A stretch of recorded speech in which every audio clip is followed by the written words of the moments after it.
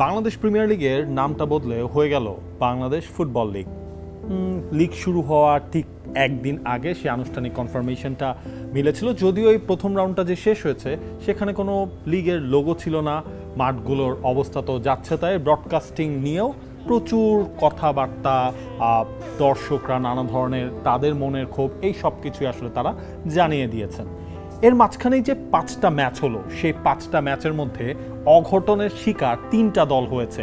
কেন বলছি অঘটন? যখন ডিফেন্ডিং চ্যাম্পিয়নরা তাদের টাইটেল ধরে রাখার মিশনে প্রথম ম্যাচটাতেই তারা হেরে যায়, সেটাকে আপনি অঘটন বলবেন।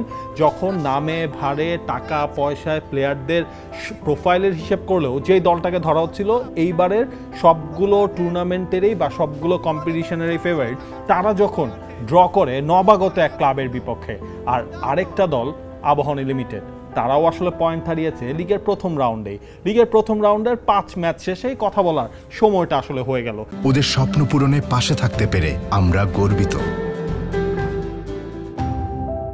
আপনি অঘটন আসলে কোনটাকে বলবেন? যখন ডিফেন্ডিং চ্যাম্পিয়নরা এবারে লিগটাই শুরু করে 2-0 গোলের হার দিয়ে সেটাকে, নাকি হচ্ছে যখন সেই ফেভারিট টিমটা একটা নবাগত ক্লাব যাদের প্রথমবারের মতো যারা টপ টায়ারে এসেছে তাদের সাথে এগিয়ে থেকেও ড্র করে সেটাকে? আমার কাছে যেটা মনে হচ্ছে এইবারের প্রিমিয়ার লিগের প্রথম রাউন্ড শেষে সবচেয়ে বড় অঘটনের শিকারটা আসলে হয়েছে মোহামেডান স্পোর্টিং ক্লাব তারাই। কারণ প্রিমিয়ার লিগের টাইটেলটা তারা হচ্ছে লাস্ট সিজন জিতে নিয়েছিল। এই সিজন মোহামেডান স্পোর্টিং ক্লাবের অনেকগুলো বদল হলো এবং সেই বদল হওয়ার পর তারা যখন ফেডারেশন কাপের প্রথম ম্যাচটা, তাদের একটা টাইট টাইম গিয়েছিল, সেই টাইট টাইমটা পার করার পরও তারা সেই ম্যাচটা কিন্তু স্যামুয়েল বোয়েটাংয়ের হ্যাট্রিকে তারা জিতে নিয়েছিল। চ্যালেঞ্জ কাপের শুরুর ম্যাচটা, অর্থাৎ চ্যালেঞ্জ কাপে তারা বসুন্ধরা কিংসের কাছে হেরেছিল, কিন্তু প্রিমিয়ার লিগ বা যেটার নামটা বদল হয়ে এখন ফুটবল লিগ হয়ে গেছে বাংলাদেশ ফুটবল লিগ, সেটা শুরুর ম্যাচটা ফর্টিজ এফসি তাদেরকে আসলে পুরোপুরি চমকে দিয়েছে। এই ফর্টিজ যে এবারের সিজনটা ভালো করবে সেটার প্রমাণটা তারা রেখেছিল ফেডারেশন কাপের প্রথম ম্যাচ ডেতে, যখন তারা বসুন্ধরা কিংসকে তাদের ঘরের মাঠে আটকে দিয়েছিল, যেটা ফর্টিজ এফসিরও আপনি ঘরের মাঠ বলতেই পারেন। সেটা তো গেল উইকের কথা। এই উইকে যখন বাংলাদেশ ফুটবল লিগের মোড়কে লিগের টাইটেলের জন্য সবাই আসলো, তখনই কিন্তু ফর্টিজ এফসি চমকটা দেখালো। ফর্টিজ এফসির গেল কয়েকটা সিজন তারা অলমোস্ট একটা সেট টিম নিয়ে কাজ করছিল, যেটা গেল সিজনে মোহামেডান স্পোর্টিং ক্লাবকে আসলে শিরোপাটা এনে দিয়েছিল।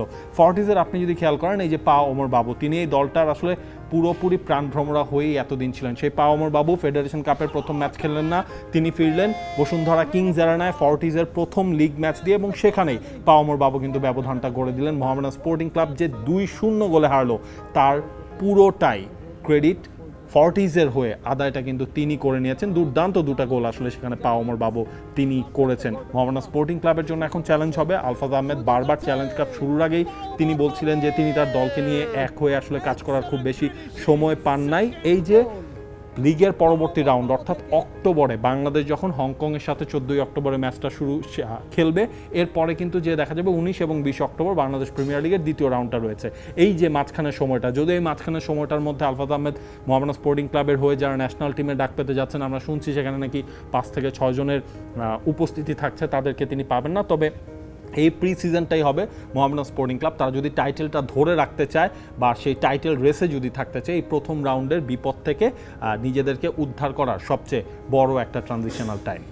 শেষবার কোনো ডিফেন্ডিং চ্যাম্পিয়ন কবে হেরেছিল সেই জিনিসটা কি মনে আছে? অর্থাৎ আপনি লিগ শুরু করছেন চ্যাম্পিয়ন হিসেবে, প্রথম রাউন্ডেই আপনি হেরে গেছেন। সেই জিনিসটা হয়েছিল 2021-22-এ যখন বসুন্ধরা কিংস তাদের টাইটেল ডিফেন্ড করতে নেমে নবাগত ক্লাব স্বাধীনতার এগেনস্টে তারা হেরে যায় 2-1 গোলে। আরও একটা নবাগত ক্লাব এসে বসুন্ধরা কিংসকে নতুন সিজনের প্রথম ম্যাচেই আসলে তাদেরকে আটকে দিল। সেই ক্লাবটার নাম পিডাব্লিউডি স্পোর্টস ক্লাব। গেলবার বিসিএল থেকে চ্যাম্পিয়ন হয়ে যারা এবার প্রিমিয়ার লিগে আসলো, যেই দলটার মধ্যে আপনি যদি নামে ভারে এক্সপেরিয়েন্সের সব কিছুর হিসাবটা করতে যান, তারা বসুন্ধরা কিংসের আসলে ওই ইভালুয়েশনের দিক থেকে তারা ধারে কাছেও থাকবে না। টাকার দিক থেকেও তারা আসলে বসুন্ধরা কিংস থেকে যোজন দূরে, তারপরও তারা আসলে কিংসকে আটকে দিল। বসুন্ধরা কিংস ম্যাচটা ড্র করলো পিডাব্লিউডির এগেনস্টে 2 গোলে। 2টা গোলে তারা এগিয়েছিল। ডোরিয়েলটন গোল করলেন, ফয়সাল আহমেদ ফাহিম গোল করলেন। কিন্তু এরপর যেই জিনিসটা বসুন্ধরা কিংসকে ইচ অ্যান্ড এভরি ম্যাচে ভোগাচ্ছে, আপনি এই সিজনের সবগুলো ম্যাচ যদি আপনি একটু রিকল করেন, challenge cup Bashundhara kings Mohammedan sporting ক্লাবের এগেনস্টে জিতেছে তারা ঠিকই, কিন্তু তারা যে গোলটা কনসিড করেছিল সেই গোলটা এসেছিল কিসের থেকে? তারিক কাজী একটা ফাউল করলেন, মোহামেডান স্পোর্টিং ক্লাব পেনাল্টি পেল, তারা ম্যাচটাকে ইকুয়ালাইজ করলো। এরপর ফেডারেশন কাপের ম্যাচটায় আসেন, সেই ম্যাচটায় কি হলো?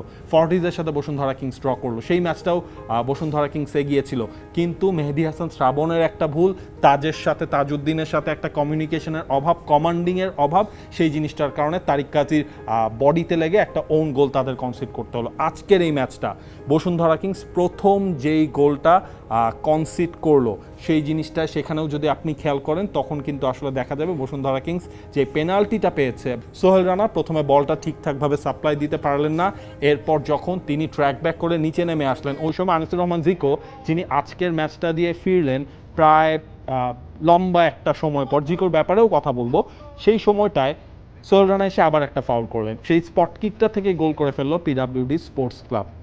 এরপর নিজেদের ডিফেন্ডিংয়ের ভুল, হাইলাইন ডিফেন্স, সবাই ওপরে যে আক্রমণের দিক থেকে মনোনিবেশ করছে সেই সময়টাতেই পিডাব্লিউডি তারা কিন্তু পরের গোলটা করলো, আরমান ফয়সাল আকাশ। সেখানেও বসুন্ধরা কিংসের ডিফেন্সের একটা বড় দায় আপনি দিতে পারবেন। এই ম্যাচে যেই দুটা গোল বসুন্ধরা কিংস হজম করলো সেটা হচ্ছে গিয়ে ওই ফাউল এবং হচ্ছে ডিফেন্সের এই লেজু গোবরের অবস্থা, সে কারণে কিন্তু হয়েছে। তপু বর্মন লাস্ট ম্যাচে ফেডারেশন কাপের ম্যাচে তিনি ইনজুরিতে পড়েছিলেন, সে কারণে আজকের ম্যাচটা কিন্তু তপু বর্মন খেলতে পারে নাই। ইমানুয়েল টনি আকবাসি তিনি স্টার্ট করলেন, তারিক কাজীকে আমরা দেখলাম শুরু করেছে সেই সময়টার মধ্যে। ওভারঅল ম্যাচের কোনো না কোনো একটা সময়ে এমন একটা মেজর ব্লান্ডার করে ফেলছে বসুন্ধরা কিংস যেটার জন্য তাদের আসলে রেজাল্টগুলো তাদের ফরে আসছে না। গেল সিজনে 3টা ম্যাচ, অর্থাৎ প্রিমিয়ার লিগে যে 18টা ম্যাচ হয় মাত্র 3টা ম্যাচ আনিসুর রহমান জিকো স্টার্ট করেছিলেন। জিকো এই ম্যাচটায় ফিরলেন, তবে পেনাল্টিটা কিন্তু তিনি আটকাতে পারেননি। বাংলাদেশের বাজ পাখি যাকে বলা হয়, দক্ষিণ এশিয়ার সেরা গোলকিপার যাকে বলা হয়, অর্থাৎ লাস্ট যে সাফ হয়েছিল এরপর তো নতুন কোনো সাফ হয়নি, লাস্ট সাফেরও বেস্ট গোলকিপার ছিলেন এই আনিসুর রহমান জিকো, কিন্তু জিকোকে 2টা গোল হজম করতে হয়েছে সেই 2 কারণেই। আনিসুর রহমান জিকো, মেহেদী হাসান শ্রাবণ, বোঝাই যাচ্ছে এইবারের বসুন্ধরা কিংস তাদের যে গোলকিপিং পজিশনটা কে সামলাবেন ভবিষ্যতে, এটা নিয়ে কোচ মারিও গোমেজ তিনি হয়তো আরও বিস্তারিত কোনো কিছুই আসলে ভাববেন। মোহামেডানের কথা গেল, বসুন্ধরা কিংসের কথা গেল, আবাহনী লিমিটেড তারা খেলছিল কাদের সাথে? রহমতগঞ্জ মুসলিম ফ্রেন্ডস সোসাইটি। একবার ভাবেন লাস্ট সিজনে রহমতগঞ্জ তাদের রাউন্ড যখন তারা শুরু করে তখন শুরুর দিকটাতে তারা যথেষ্ট পরিমাণে আসলে স্ট্রং থাকে। লাস্ট সিজন প্রথম 6 রাউন্ড পর্যন্ত 5টা ম্যাচ তারা জিতেছিল, একটা ম্যাচ তারা সেই জায়গায় হেরেছিল। পয়েন্ট টেবিলের 2 নম্বর পজিশনে রহমতগঞ্জ 6 রাউন্ড শেষে আসলে ছিল। এর ঠিক আগের লিগটা যখন রহমতগঞ্জ খেলছিল তখন তারা প্রথম 6টা না 7টা ম্যাচ তারা একটানা ড্রই করেছে। সুতরাং এবারের প্রিমিয়ার লিগে বা লাস্ট কয়েক বছর ধরে প্রিমিয়ার লিগে আপনি যদি আন্ডারডগের কথা বলেন, সেখানে অন্তত সিজনের শুরুর দিকটা আমার কাছে মনে হয় এই আন্ডারডগটা থাকে রহমতগঞ্জ মুসলিম ফ্রেন্ডস সোসাইটি। তারা আবাহনী লিমিটেডকে আটকে দিল, ম্যাচের অলমোস্ট 1 ঘন্টা তাদের 10 জন নিয়ে খেলতে হয়েছে। তারপরও কারণ রিজনটা হচ্ছে আরাফাত তিনি কাজেম শাহকে ফাউল করে ম্যাচের 40 মিনিটস হওয়ার আগেই একটা রেড কার্ড দেখেছেন, তারপরও আসলে সেই জায়গায় আবাহনী তারা সেই সুযোগটা কাজে লাগাতে পারেনি। সোলেমান দিয়াবাতে এখন পর্যন্ত এফসি চ্যালেঞ্জ লিগের প্লে অফ ম্যাচে গোল পাননি, যদিও তিনি একেবারে শেষ দিকটায় দলের সাথে এসেছিলেন। এরপর আমরা দেখলাম এই যে লিগের ম্যাচটাও শুরু হলো, সোলেমান দিয়াবাতে তিনি কিন্তু এখন পর্যন্ত গোল পেলেন না। আবাহনী লিমিটেড এই গোল স্কোরারের অভাবটাতেই আসলে ভুগছে, যেহেতু একটা ম্যাচ মাত্র খেলা হয়েছে, এরপর আবার প্রায় মাসখানেকের মতো, অলমোস্ট প্রায় মাসখানেকেই বলতে হয়, একটা বিরতিতে Bangladesh football league, federation cup সব কিছুই আসলে চলে যাচ্ছে, কারণ ন্যাশনাল টিমের ক্যাম্পেইনটা স্টার্ট হয়ে যাচ্ছে। সেই কারণে আবাহনী লিমিটেড কিন্তু এই মাসে তাদের বাকি যেই 2 জন ফরেন রিক্রুট আছে তাদেরকে কিন্তু আনে নেই, যেহেতু দলটা আর্থিক বেশ টানপোড়েনের মধ্যে দিয়ে যাচ্ছে। তারপরেও এই ম্যাচে মিতুল মার্মা ভালো সেভ তিনি করেছেন, সব কিছু মিলে আবাহনী একটা পয়েন্ট পেয়েছে, এটাই আসলে তাদের খানিকটা সৌভাগ্যই বলতে হবে। 3টা ম্যাচের কথা হলো, এবার লিগে ম্যাচ হয়েছে প্রথম রাউন্ডে আরও 2টা, বাংলাদেশ পুলিশ এবং ব্রাদার্স ইউনিয়ন। এই ম্যাচটায় ফুটবল ম্যাচ কতজন খেলে? 11-11-22 জনের ম্যাচ প্রথম থেকে শুরু হয়।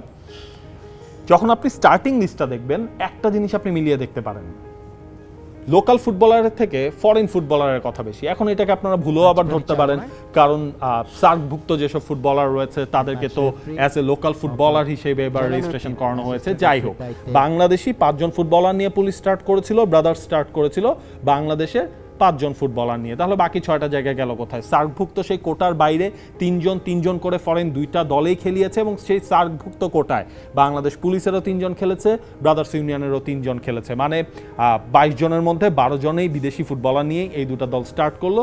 যেই ম্যাচে পুলিশ এফসি, বলছিলাম এইবারের ঘরোয়া সিজনটাতে একটা সারপ্রাইজ প্যাকেজ তারা হতে পারে, সেই পুলিশ এফসির হয়ে গোলটা যিনি করলেন পাওলো হেনরিক, সেই পাওলো হেনরিকের গোলে ব্রাদার্স ইউনিয়নকে তারা হারিয়ে দিয়েছে। ব্রাদার্স ইউনিয়ন সেকেন্ড হাফে অনেকগুলো ট্রাই আসলে করছিল, সানি শ্রেষ্ঠা বেশ কিছু সুযোগ পেয়েছিলেন, সেই সানি শ্রেষ্ঠা যিনি খেলছেন ব্রাদার্সের হয়ে তার এগেনস্টে গোলকিপিং পজিশনে ছিলেন তারই ন্যাশনাল টিমের ক্যাপ্টেন কিরণ চেমজং, সেই কিরণ চেমজংয়ের যে দুর্দান্ত কিছু সেভ এই ম্যাচটা ব্রাদার্স ইউনিয়নের এগেনস্টে পুলিশকে এনে দিল মূল্যবান আসলে 3টা পয়েন্ট, এবং সেই 3টা পয়েন্ট নিয়ে কিন্তু পুলিশ তারা ব্রেকে যাচ্ছে। ম্যাচ বাকি থাকলো আর মাত্র একটা, আরামবাগ এবং ফকিরেরপুল ইয়ং ম্যাচ, যে ম্যাচটাকে আপনি বলতে পারেন মিনন্সের লড়াই বা এই দুই দল থেকেই হয়তো বা রেলিগেটেড কোনো না কোনো দল হয়ে যাবে, সুতরাং রেলিগেশনের নামে ভারে রেলিগেশনের সংখ্যায় যারা থাকে তাদের মধ্যে লড়াইটা, তাদের মধ্যে 3 পয়েন্ট পেলে তো আপনার হচ্ছে অন্ততই কম্পিটিশনে একটু এগিয়ে থাকা যায়। সেই লড়াইয়ের মধ্যে ম্যাচটা ড্র হয়েছে 1-1 গোলে। প্রথমে আরামবাগ গোল করলো দেনাপো, যেই আরামবাগ প্রায় 4 মৌসুম পর প্রিমিয়ার লিগে তারা ফিরলো, নিষেধাজ্ঞায় ছিল দলটা, ম্যাচ ফিক্সিংয়ের কলঙ্ক যাদের গায়ে লেগেছিল সেটা শাস্তি তাদের পেতে হয়েছে, সিনিয়র ডিভিশনে তারা নেমে গিয়েছিল, সেখান থেকে বিসিএল থেকে প্রমোটেড হয়ে আবার বিপিএলে যখন তারা নতুন করে একটা শুরু করলো তখন তারা ওই দেনাপোর গোলে তারা এগিয়েও গিয়েছিল। তবে এই যে ফকিরেরপুল ইয়ং ম্যানস গেলবার যারা টিকে গেল, গেলবার তারা অংশগ্রহণ করেছিল, এরপর এবারে লিগে যারা টিকে গেল সেই ইয়ং ম্যানস তাদেরকে বাঁচিয়ে দিলেন কে? সেই লোকটাকে আপনারা সবাই চেনেন, মোস্তফা আব্দুল খালেক কাহারবা, ইজিপশিয়ান, বাংলাদেশের জন্য ইজিপশিয়ান কিং, তাকে তিনি ছোট দলের বড় তারকায়, তার ইনজুরি টাইমের গোলে সেই ম্যাচটা আসলে ড্র করলো ফকিরেরপুল ইয়ং ম্যানস। তবে এই ম্যাচে সবচেয়ে যেটা ভালো লেগেছে মানিকগঞ্জের এই শহীদ মিরাজ তপন স্টেডিয়াম, যেটা নতুন করে এনলিস্টেড হয়েছে বাংলাদেশ প্রিমিয়ার লিগের, যে 5টা ভেন্যু রয়েছে সেই 5টা ভেন্যুর মধ্যে যেই ভেন্যুটাকে আবার হোম ভেন্যু করেছে এই আরামবাগ এবং ফকিরেরপুল ইয়ং ম্যানস, এই দুটা ক্লাবেই।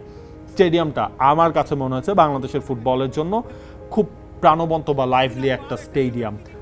অন্য মাঠগুলো নিয়ে যখন একের পর এক অভিযোগ, আমরা বসুন্ধরা কিংস এবং পিডাব্লিউডির অর্থাৎ গাজীপুরের যে মাঠটা শহীদ বরকত স্টেডিয়াম সেখানেই দেখছিলাম, মানে মনে হচ্ছিল একটু আগে মনে হয় এখানে হাল চাষ হয়েছে, এরপর বা কোরবানির হাট বসেছিল, এরপর সেই জায়গাটার মধ্যে আপনার জাস্ট বালু ফেলে সেটাকে খেলার জন্য আসলে নামিয়ে দেওয়া হলো। কুমিল্লা সেই শহীদ ধীরেন্দ্রনাথ দত্ত স্টেডিয়ামের অবস্থা আমরা সেই চ্যালেঞ্জ কাপের প্রথম দিনেই আমরা দেখেছি। এই যে আপনার এই মাঠগুলোর এই দুরবস্থা, এর মধ্যে এই শহীদ মিরাজ তপন স্টেডিয়ামটা অ্যাট এ গ্ল্যান্স দেখে, যদিও নিজে সেই মাঠটা এখন পর্যন্ত যায়নি, অ্যাট এ গ্ল্যান্স দেখে ভালো লেগেছে। এর আশপাশে যে দর্শকদের সেই মোমেন্টগুলা, ঠিক পাশেই হচ্ছে কি আপনার গ্যালারি, সেখানে আমরা মোটামুটি দেখলাম দর্শক উপস্থিতি বেশ ভালোই হয়েছে। আমার মনে হয় এই যে ক্রাউডদের সাপোর্টটা, এই যে ফুটবলের আপনার প্রপার ব্র্যান্ডিং বা ব্রডকাস্টিং থেকে শুরু করে আপনার প্রপারলি ব্র্যান্ডিং, মাঠগুলোর অবস্থা ভালো, এই জিনিসগুলো যদি প্রপারলি করা যায় না, তাহলে হয়তো বা বাংলাদেশ ফুটবল লিগের এবার যেই চেঞ্জের কথা মাঠের খেলার বাইরে সবাই বলে আসছেন সেটা হয়তো বা সম্ভব না হলে, যেই কথার ফুলঝুরি থাকে প্রত্যেক সিজনের শুরুতে, হয়তো বা সেই জিনিসটাই চলতে থাকবে। বাংলাদেশ প্রিমিয়ার লিগ যেটা আগে ছিল, যেটা এখন বাংলাদেশ ফুটবল লিগ হয়ে গেছে, সেই বাংলাদেশ ফুটবল লিগের প্রথম রাউন্ডটা কিন্তু শেষ হয়েছে, দ্বিতীয় রাউন্ড শুরু হচ্ছে 18 এবং 19 অক্টোবর। সেই রাউন্ড নিয়েও কথা হবে সেই ম্যাচগুলোর পর। For more updates, subscribe to our YouTube channel and click on the bell icon. Follow us on Facebook and Instagram.